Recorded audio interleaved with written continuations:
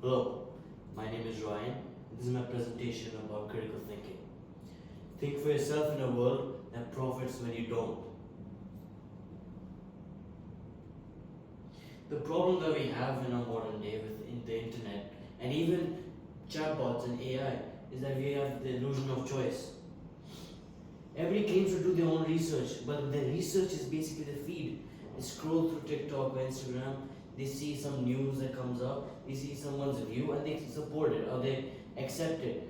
There's no problem in that. Accept whatever you want to accept, but criticize it first. You see someone, you see one of those videos where there's like this bad tragedy that happened. Yes, it's a bad tragedy, but then people use it to further their own agenda. Algorithms show what keeps you hooked, not what's true. Have you seen news? Is a common criticism. Everybody knows that news is based on what it gets you hooked, not on what's actually happening.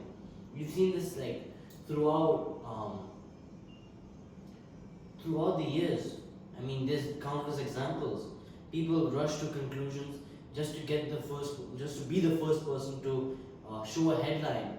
And hindsight is always 2020, but it's always too late when it becomes hindsight, right? Misinformation and influencer culture blur the lines between truth and agenda. That's also true. That's what I've explained as well.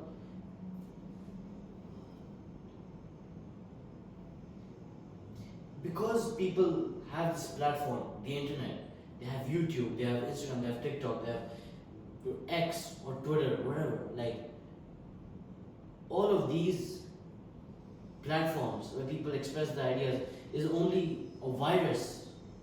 You don't have your own views. Have you thought of something yourself? That's what I want to explain to all of you. When I realized it, this is actually a very important point that like opened my eyes. So there was a lot of news. I mean it's not like it was.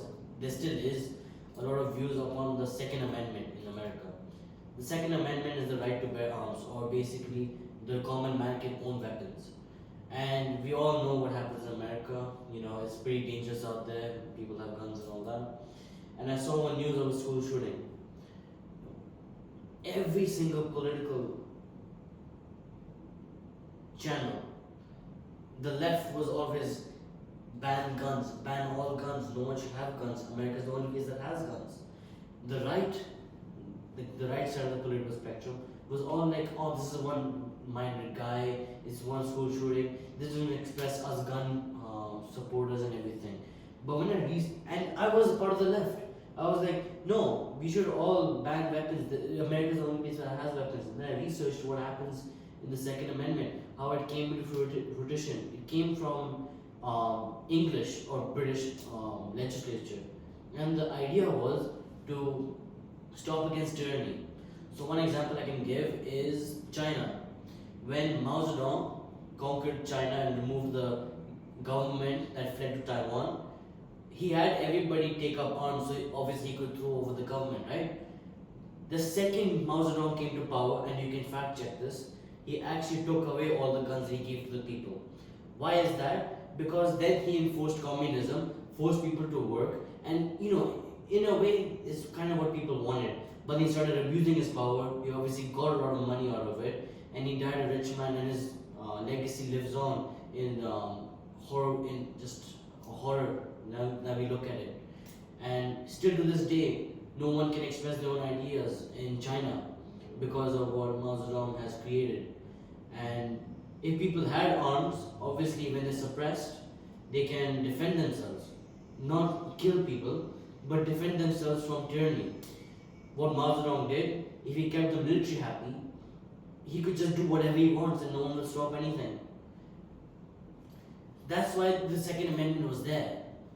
And that's what who was the guy who made it? James Madison. I think James Madison was the one who put the bill forward. That was the vision of it. Obviously now people have abused their power to kill whoever they want. We should find legislature to help the Second Amendment be what it should be. Why thinking for yourself matters? This is very important. Critical thinking builds independence, confidence, and integrity. You have to know a lot of things in order to think critically. You have to have your own opinions.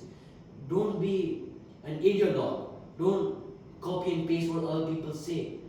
Why is it bad? Why do people think it's bad? Okay, what is the worst outcome? How is my view supporting someone? Who is actually benefiting from me having this view? Ask these questions. You have something new. Another thing, society needs fresh views, not recycled ones. People need to know new things. People need to express ideas clearly, first of all, and with integrity, something that they believe in.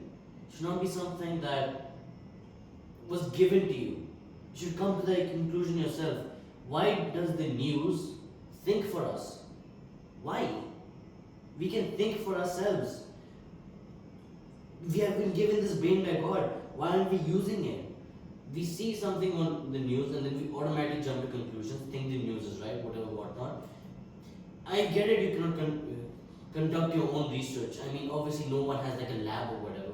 But then look at what the data says. Look at maybe fact checked places, like for example, well, I mean, I won't say Harvard or any institution, but there's a lot of third party studies. You can look into a lot of things. You can see biases. You can see who funded those research. And you can see who is benefiting from what view. That is very important.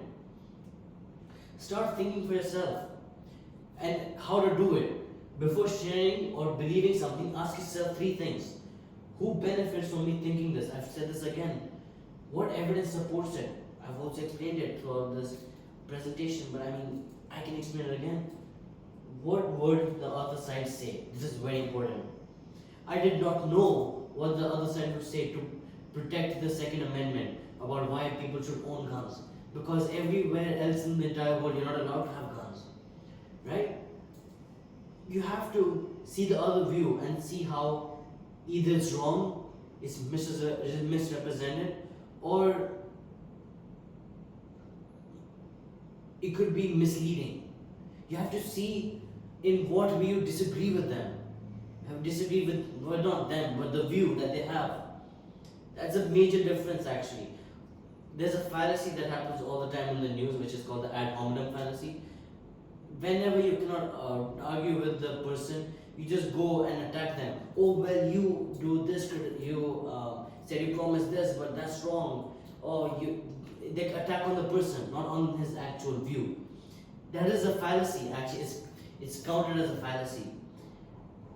But people like that for views. They're like, oh, look how he, spot on the hypocrisy. That's not the point. The point is how are they wrong and how can you further society or the world, Thank you for listening to me. Thank you for even entertaining my view. Hope you give me a good grade, miss. Thank you.